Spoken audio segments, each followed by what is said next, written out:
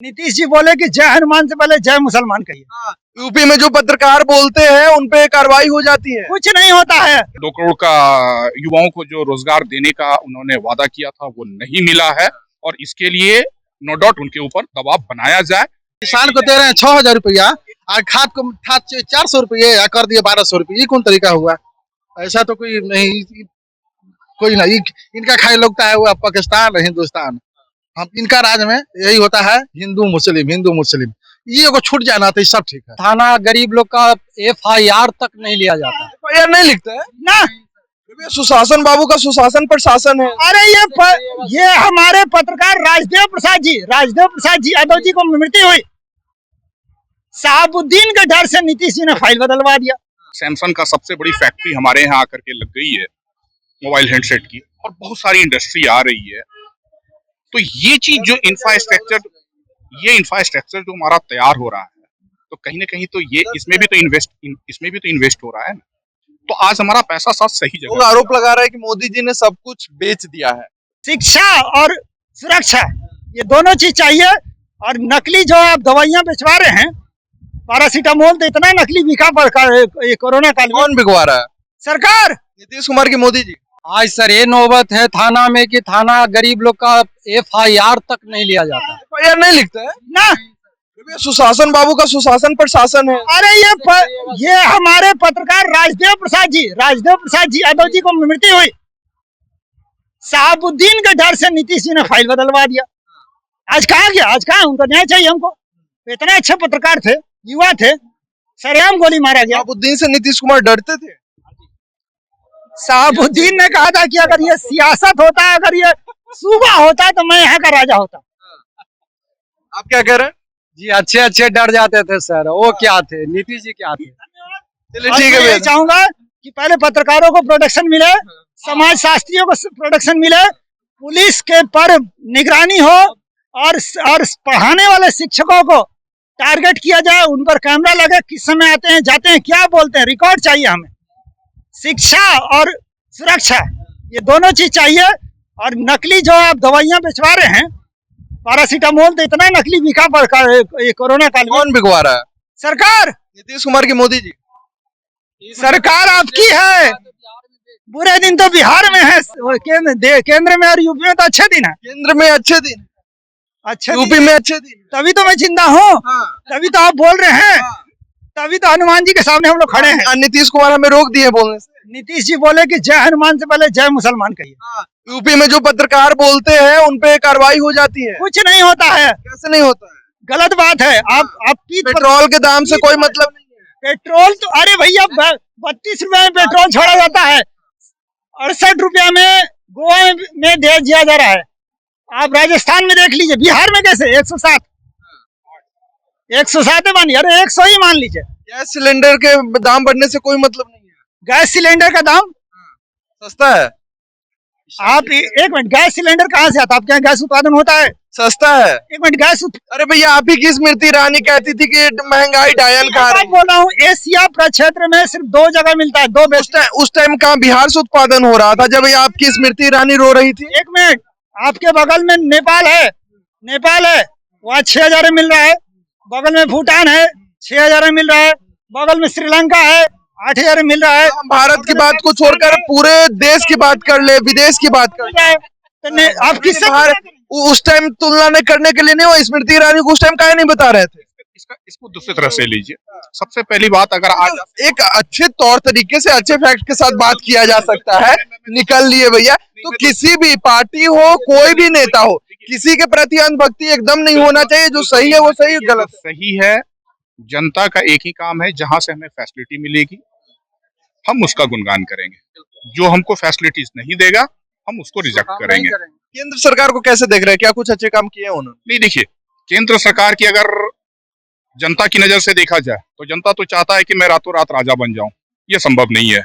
अगर हम तुलना करके चलें, पिछली सरकार, उसकी पिछली सरकार, उसकी पिछली सरकार, या आने वाला जो सरकार है जो उम्मीद लगाए बैठा है कि मैं सत्ता में आऊं, तो इसमें क्या डिफरेंस हो सकता है? अगर ये डिफरेंसेस को हम देखते हैं तो अभी फिलहाल मोदी सरकार द बेस्ट है। अच्छा, उन्होंने जो वादे किए थे 2 करोड़ नौकरी के, तमाम युवा लगातार सवाल पूछते रहते हैं, उस पर क्या इसमें वो फेल्योर है। 2 करोड़ का युवाओं को जो रोजगार देने का उन्होंने वादा किया था वो नहीं मिला है, और इसके लिए नो डाउट उनके ऊपर दबाव बनाया जाए। शायद इंफ्रास्ट्रक्चर इस टाइप का नहीं था, या उनको नहीं मालूम था कि यहाँ इतनी इंफ्रास्ट्रक्चर हमारा नीचे है, शायद इसलिए वो फेल्योर। मैं उनका कोई प्रवक्ता नहीं हूँ, मैं इसके लिए उनको भी कटघरे में खड़ा करता हूँ कि आपने वादा किया था तो हमें चाहिए, जो आप नहीं दे पाए हैं। रही सवाल अभी आपने गैस की कीमत की मुद्दा उठाया था, तो सबसे बड़ी बात कि गैस की कीमत कितनी बढ़ी है। देखिए, पिछली सरकार में सब्सिडी थी, बहुत ज्यादा सब्सिडी थी, शायद आपको भी पता होगा। वो सब्सिडी लेकर के नीचे रेट आता था। सिलेंडर का ऐसा कोई कीमत नहीं बढ़ा है, वो भी उस टाइम भी अप्रॉक्स 1000 के आसपास सिलेंडर था जो सरकार सब्सिडी देती थी, तो हमारे तक नीचे आता था। लेकिन इसमें दूसरी चीज देखनी होगी कि तब सब्सिडी देती थी गवर्नमेंट, और उस सिलेंडर को हम बिजनेस में भी यूज कर लेते थे, कहीं चाय वाले, कहीं होटल वाले, कहीं ये गाड़ी वाले भी लगा, कॉमर्शियल यूज भी उसका होता था। आज कॉमर्शियल यूज आज भी हो रहा है, थोड़ी उसमें कमी आई है, शायद उसका रेट बढ़ गया हो, क्या कारण नहीं मालूम। लेकिन तब जो सब्सिडी जनता को मिलता था, आज वो सब्सिडी देश को मिल रहा है। तब तो रफाल नहीं आ रहा था, इसके लिए तो कह रहे थे कि पैसे पेड़ पे नहीं उगते, लेकिन आज तो ऐसी बातें नहीं हो रही है।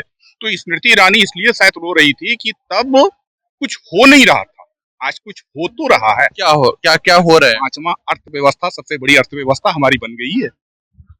कुछ तो हुआ होगा, कुछ तो हुआ होगा। आज सैमसंग का सबसे बड़ी फैक्ट्री हमारे यहाँ आकर के लग गई है, मोबाइल हैंडसेट की, और बहुत सारी इंडस्ट्री आ रही है। तो ये चीज जो इंफ्रास्ट्रक्चर जो हमारा तैयार हो रहा है, तो कहीं ना कहीं तो ये इसमें भी तो इन्वेस्ट हो रहा है ना। तो आज हमारा पैसा साथ सही लोग जगह। आरोप लगा रहा है कि मोदी जी ने सब कुछ बेच दिया है। भाई, किस चीज को बेच दिया? कह रहे हैं स्टेशन बेच दिए, एयरपोर्ट बेच दिया, अडानी से। स्टेशन को भी बेच दिया होगा सामने। लोग तो कह रहे हैं कि सब कुछ बेच। मैं उन्हीं लोगों से सवाल चाहता हूँ कि ये किसने खरीदा है, जरा उस व्यक्ति का नाम बता दें हमें। अभी मैं परसों ट्रेन पे सफर कर रहा था, लोगों ने कहा कि ट्रेन बेच दिया। मैंने कहा भाई कौन सा? बोला ये सारा ट्रेन बिक गया। बोला ये भी बिक गया होगा, तो किसने खरीदा है भाई? तो कुछ देर वो सर खुजलाता, बोलता अडानी ने खरीदा होगा। बोला अच्छा, इस ट्रेन का मालिक अडानी है, हो सकता है, शायद उसकी जानकारी वही हो। तो भाई ट्रेन भी गवर्नमेंट की है, ये पटरी भी गवर्नमेंट की है, ऊपर से जो वायर गुजर रहा है वो भी गवर्नमेंट की है, तो बिका क्या? ये तो हमको आज तक समझ में नहीं आया। अब ये प्राइवेटाइजेशन पे बात नहीं, देखिए कुछ एक चीजों का प्राइवेटाइजेशन हुआ है और शायद जरूरी था। साफ सफाई, IRCT से या बाहर जाकर के हम लोग टिकट लेते थे, इससे तो कहीं ना कहीं रोजगार भी तो डेवलप हो रहा है ना, और फैसिलिटीज भी मिल रहा है ना। और भी लोगों से बात करते, मोदी जी के कामकाज से कितने मुंह काहे छिपा लेते, जैसे ही घूमते ऐसे ऐसे करने लगते हैं आप लोग। मोदी जी के कामकाज से कितने खुश? देखिए, हमको न खुश है न दुख है, हमसे कोई से न दुखे है न एक खुश। आम नागरिक के तौर पे कैसे प्रधानमंत्री के रूप में देख? हमारे लिए तो ठीक है। क्या कुछ कर रहे हैं देश के लिए हमको तो जानकारी जो है, हम जैसे लोग से सुनते हैं कि ये सब प्राइवेट कर रहे हैं। जैसे आप बोले अभी रेलवे के बारे में, बिजली के बारे में, ये सब कुछ लोग बोलता है कि 18 घंटा मोदी जी काम करते हैं। लोग बोलते हैं, लोग के कहा वो करें, हम कुछ नहीं जानते हैं कि वो ये सब बेच रहे हैं, क्या कर रहे हैं, देश को ऐसा करे, हिंदू मुस्लिम कर रहे हैं। अभी तो सर बोल रहे थे कि ऐसा ऐसा फैक्ट्री आ रहा है, अभी हो रहा है कि देश में हिंदू मुस्लिम हो रहा है, अभी ढेर जगह फैक्ट्री नहीं आ रहा है, ऐसा भी सुनने में आ रहा है। हम बस यही जानकारी हमको तो है। और राम मंदिर बनने से कितना खुश? अयोध्या में तो बनने से खुश है, दुख थोड़े है हमको है, वो तो खुश हम हैं। और क्या क्या होने चाहिए थे? राम मंदिर के साथ रोजगार भी मिलना चाहिए था, रोड भी बनना चाहिए था, मतलब बहुत बार क्या बोला, क्या क्या होना चाहिए। ये रोड भी बनना चाहिए। आज प्रति किलोमीटर रोड जो हमारे यहाँ बन रहा है, ये क्या है? और आज से 2014 से पहले प्रति किलोमीटर रोड डेली कितना बनता था? पैसा कहाँ जा रहा है, इसका भी एक जवाब यहाँ से भी मिल जाता है। तो नो डाउट आज नेशनल हाईवे बहुत तेजी से बन रहा है। तो आज हमें ऐसा लगता है कि अगर हमें कुछ चीजें महंगी खरीदनी पड़ रही है, GST देना पड़ रहा है, तो शायद हमारा पैसा सही जगह यूज हो रहा है। गरीब लोगों के लिए नहीं सोचना है? भाई इसमें गरीबरी में क्या गरीब लोग उस हाईवे पे नहीं चलेंगे क्या? या अमीर ही चलेंगे? कमाएंगे ही नहीं, सारे पैसे उनके बचेंगे ही नहीं, तो कैसे चलेंगे? नहीं, कैसे नहीं बच रहा है पैसा? कैसे बच रहा है? नहीं, किस सेक्टर में बता रहे हैं, किस गरीब की? मजदूरों की बात की। आज से 10 साल पहले मजदूरी क्या थी, आज मजदूरी क्या है? क्या है बताइए ना। आज अप्रोक्स 400 रुपया का मजदूरी तो मिल रहा है, पहले 200 समथिंग था। तो 200 रुपया उसका भी तो बढ़ रहा है या नहीं बढ़ रहा है? जो मजदूरी बढ़ा दिए और तेल कर दिए 200 रुपये, जो ये सब दुकान में जो ये सब चीज महंगा थी, कौन महंगा हुआ? किसान को दे रहे हैं 6,000 रुपया और खाद 400 रुपये या कर दिए 1200 रुपये, ये कौन तरीका हुआ? ऐसा तो कोई नहीं, कोई नहीं। इनका खाई लगता है वो पाकिस्तान हिंदुस्तान। हम इनका राज में यही होता है हिंदू मुस्लिम।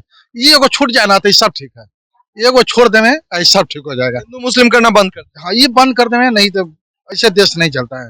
ये सरो दंगा फैलवा दीजिए, वो कर दीजिए, ये सब तो कोई ठीक बात नहीं है। हर कोई एक है, हिंदू हो या मुस्लिम हो, हर कोई तो है एक।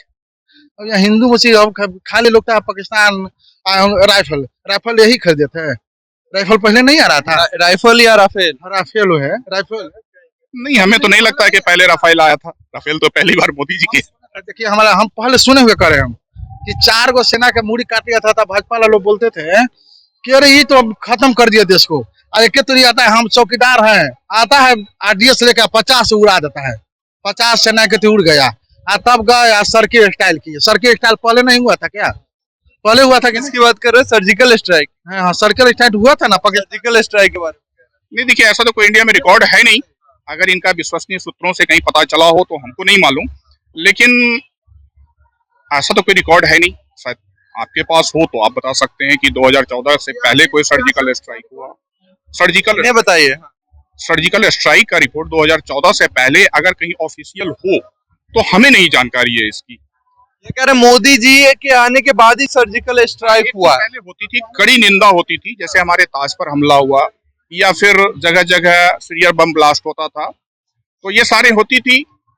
हमारी सरकार कड़ी निंदा भी करती थी, लेकिन ये सरकार में फर्क ये देखा कि ये कड़ी निंदा नहीं करते हैं साहब।